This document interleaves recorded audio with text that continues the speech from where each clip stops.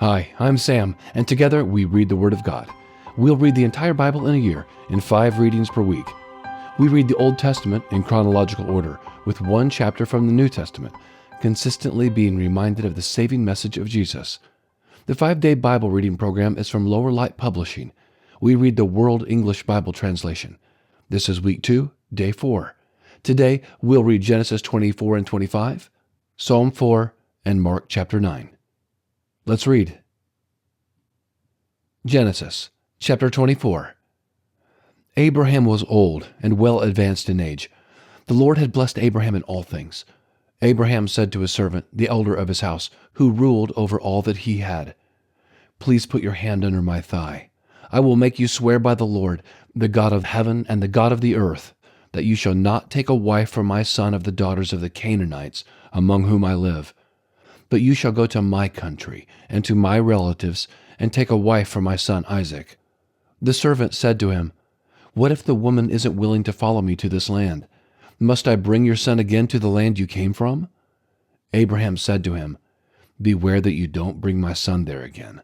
The Lord, the God of heaven, who took me from my father's house and from the land of my birth, who spoke to me and who swore to me, saying, 'I will give this land to your offspring,' he will send his angel before you, and you shall take a wife for my son from there. If the woman isn't willing to follow you, then you shall be clear from this oath to me. Only you shall not bring my son there again." The servant put his hand under the thigh of Abraham his master, and swore to him concerning this matter. The servant took 10 of his master's camels and departed, having a variety of good things of his master's with him. He arose and went to Mesopotamia, to the city of Nahor. He made the camels kneel down outside the city by the well of water at the time of evening, the time that women go out to draw water. He said, "Lord, the God of my master Abraham, please give me success today, and show kindness to my master Abraham. Behold, I'm standing by the spring of water. The daughters of the men of the city are coming out to draw water.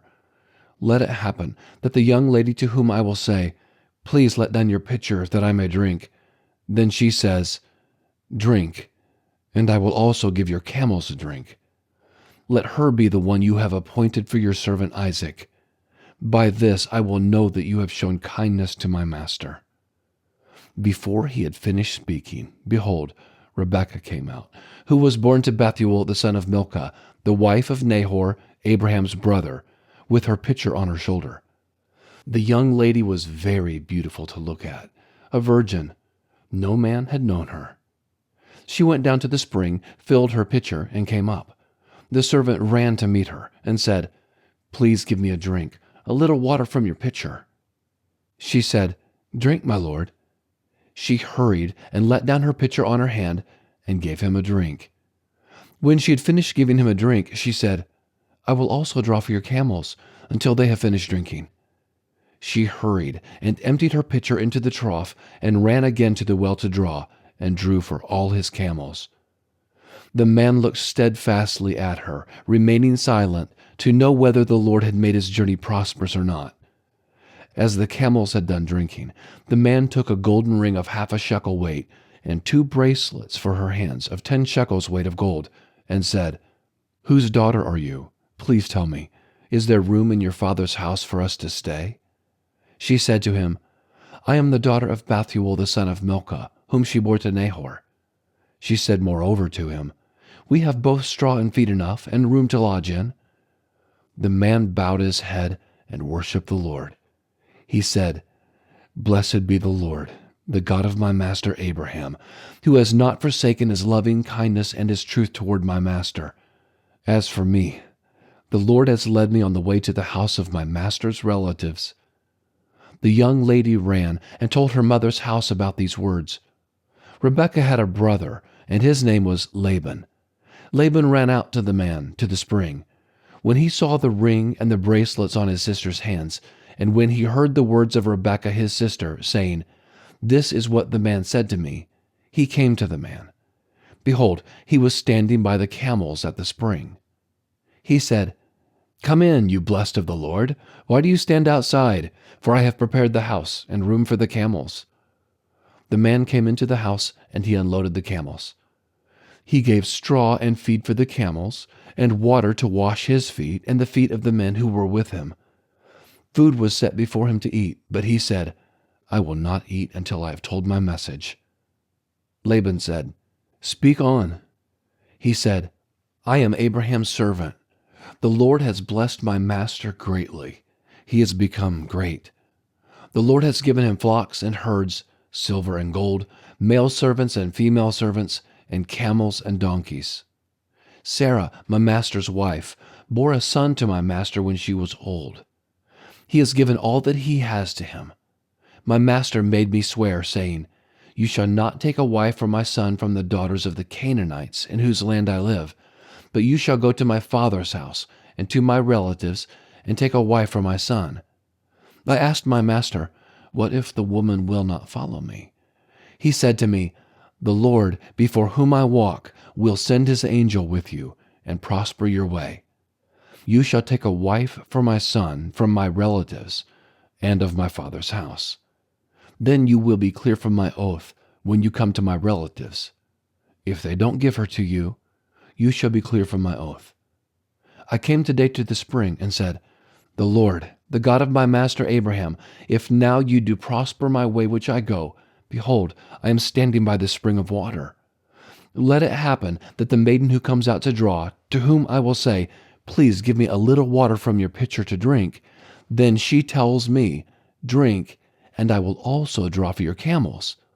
Let her be the woman whom the Lord has appointed for my master's son." Before I had finished speaking in my heart, behold, Rebekah came out with her pitcher on her shoulder. She went down to the spring and drew. I said to her, "Please let me drink."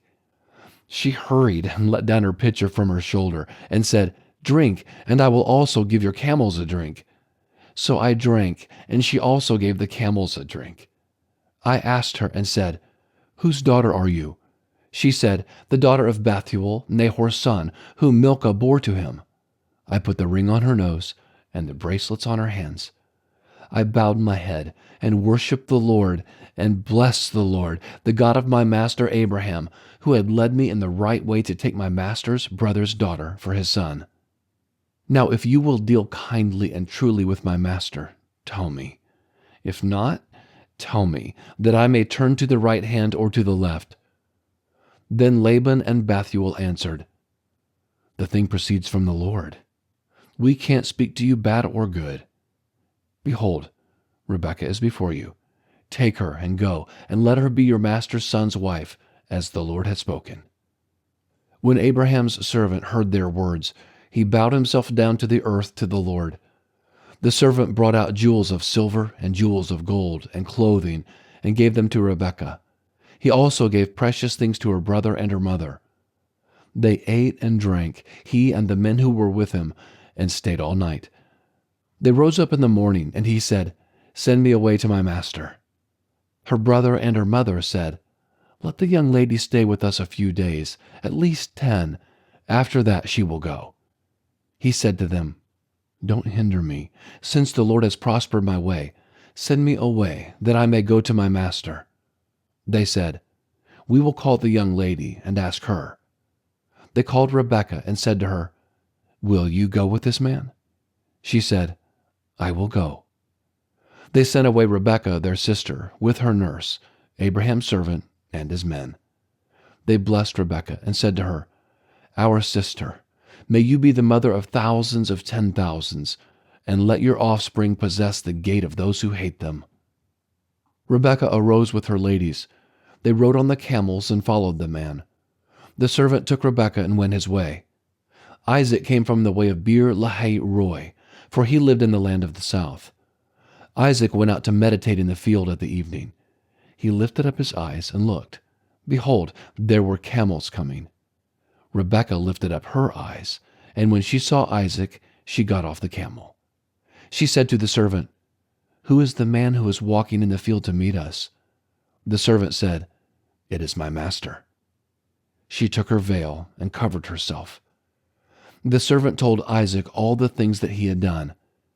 Isaac brought her into his mother Sarah's tent and took Rebekah, and she became his wife. He loved her So Isaac was comforted after his mother's death. Chapter 25. Abraham took another wife, and her name was Keturah. She bore him Zimran, Jokshan, Medan, Midian, Ishbak, and Shua. Jokshan became the father of Sheba and Dedan. The sons of Dedan were Asherim, Letishim, and Leumim. The sons of Midian were Ephah, Epher, Hanok, Abida, and Eldaah. All these were the children of Keturah. Abraham gave all that he had to Isaac, but Abraham gave gifts to the sons of Abraham's concubines. While he still lived, he sent them away from Isaac his son, eastward, to the east country. These are the days of the years of Abraham's life which he lived, 175 years. Abraham gave up his spirit and died at a good old age, an old man, and full of years, and was gathered to his people. Isaac and Ishmael, his sons, buried him in the cave of Machpelah, in the field of Ephron, the son of Zohar the Hittite, which is near Mamre, the field which Abraham purchased from the children of Heth. Abraham was buried there with Sarah his wife. After the death of Abraham, God blessed Isaac his son. Isaac lived by Beer Lahai Roi. Now this is the history of the generations of Ishmael, Abraham's son, whom Hagar the Egyptian, Sarah's servant, bore to Abraham. These are the names of the sons of Ishmael, by their names, according to the order of their birth. The firstborn of Ishmael, Nebaioth, then Kedar, Adbeel, Mibsam, Mishma, Duma, Massa, Hadad, Tema, Jeter, Naphish, and Kedemah. These are the sons of Ishmael, and these are their names by their villages and by their encampments, 12 princes, according to their nations. These are the years of the life of Ishmael, 137 years. He gave up his spirit and died, and was gathered to his people. They lived from Havilah to Shur, that is before Egypt, as you go toward Assyria. He lived opposite all his relatives. This is the history of the generations of Isaac, Abraham's son. Abraham became the father of Isaac. Isaac was 40 years old when he took Rebekah, the daughter of Bethuel the Syrian of Padan Aram, the sister of Laban the Syrian, to be his wife. Isaac entreated the Lord for his wife, because she was barren. The Lord was entreated by him, and Rebekah his wife conceived. The children struggled together within her. She said, "If it is like this, why do I live?" She went to inquire of the Lord. The Lord said to her, "Two nations are in your womb. 2 peoples will be separated from your body. The one people will be stronger than the other people. The elder will serve the younger." When her days to be delivered were fulfilled, behold, there were twins in her womb. The first came out red all over, like a hairy garment. They named him Esau. After that, his brother came out, and his hand had hold on Esau's heel. He was named Jacob. Isaac was 60 years old when she bore them. The boys grew. Esau was a skillful hunter, a man of the field. Jacob was a quiet man, living in tents. Now Isaac loved Esau, because he ate his venison. Rebekah loved Jacob. Jacob boiled stew. Esau came in from the field, and he was famished. Esau said to Jacob, "Please feed me with some of that red stew, for I am famished." Therefore his name was called Edom. Jacob said, "First, sell me your birthright." Esau said, "Behold, I am about to die. What good is the birthright to me?" Jacob said, "Swear to me first." He swore to him. He sold his birthright to Jacob. Jacob gave Esau bread and lentil stew.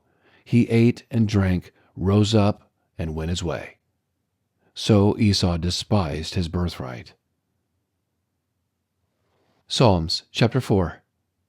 For the chief musician on stringed instruments, a psalm by David.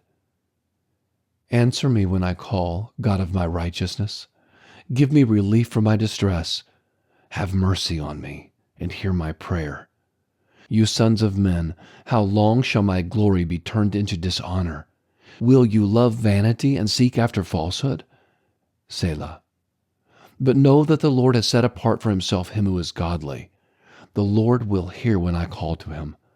Stand in awe and don't sin. Search your own heart on your bed and be still. Selah. Offer the sacrifices of righteousness. Put your trust in the Lord. Many say, "Who will show us any good?" Lord, let the light of your face shine on us. You have put gladness in my heart, more than when their grain and their new wine are increased. In peace I will both lay myself down and sleep. For you alone, Lord, make me live in safety. Mark chapter 9. He said to them, "Most certainly I tell you, there are some standing here who will in no way taste death until they see God's kingdom come with power." After 6 days, Jesus took with him Peter, James, and John, and brought them up onto a high mountain privately by themselves, and he was changed into another form in front of them. His clothing became glistening, exceedingly white, like snow, such as no launderer on earth can whiten them. Elijah and Moses appeared to them, and they were talking with Jesus. Peter answered Jesus, "Rabbi, it is good for us to be here. Let's make 3 tents, one for you, one for Moses, and one for Elijah." For he didn't know what to say, for they were very afraid. A cloud came, overshadowing them, and a voice came out of the cloud, "This is my beloved Son. Listen to him." Suddenly, looking around, they saw no one with them anymore, except Jesus only. As they were coming down from the mountain, he commanded them that they should tell no one what things they had seen, until after the Son of Man had risen from the dead. They kept this saying to themselves, questioning what the rising from the dead meant. They asked him, saying, "Why do the scribes say that Elijah must come first?" He said to them, "Elijah indeed comes first, and restores all things. How is it written about the Son of Man, that he should suffer many things and be despised? But I tell you that Elijah has come, and they have also done to him whatever they wanted to, even as it is written about him." Coming to the disciples, he saw a great multitude around them, and scribes questioning them. Immediately all the multitude, when they saw him, were greatly amazed, and running to him, greeted him. He asked the scribes, "What are you asking them?" One of the multitude answered, "Teacher, I brought to you my son, who has a mute spirit, and wherever it seizes him, it throws him down, and he foams at the mouth, grinds his teeth, and becomes rigid. I asked your disciples to cast it out, and they weren't able." He answered him, "Unbelieving generation, how long shall I be with you? How long shall I bear with you? Bring him to me." They brought him to him, and when he saw him, immediately the spirit convulsed him, and he fell on the ground, wallowing and foaming at the mouth. He asked his father, "How long has it been since this has been happening to him?" He said, "From childhood. Often it has cast him both into the fire and into the water to destroy him. But if you can do anything, have compassion on us and help us." Jesus said to him, "If you can believe, all things are possible to him who believes." Immediately the father of the child cried out with tears, "I believe.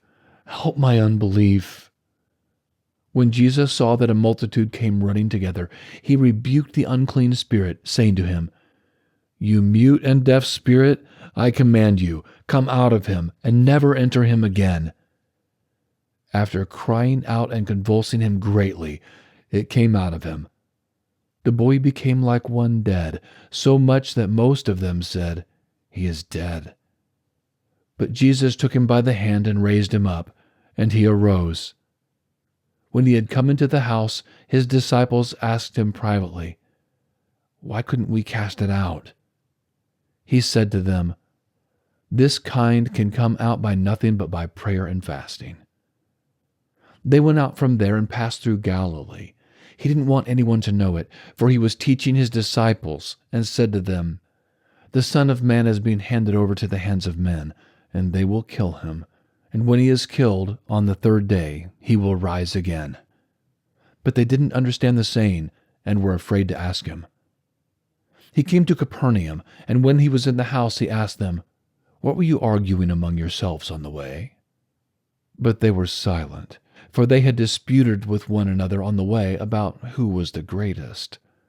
He sat down and called the 12, and he said to them, "If any man wants to be first, he should be last of all, and servant of all." He took a little child and set him in the middle of them. Taking him in his arms, he said to them, "Whoever receives one such little child in my name receives me, and whoever receives me doesn't receive me, but him who sent me."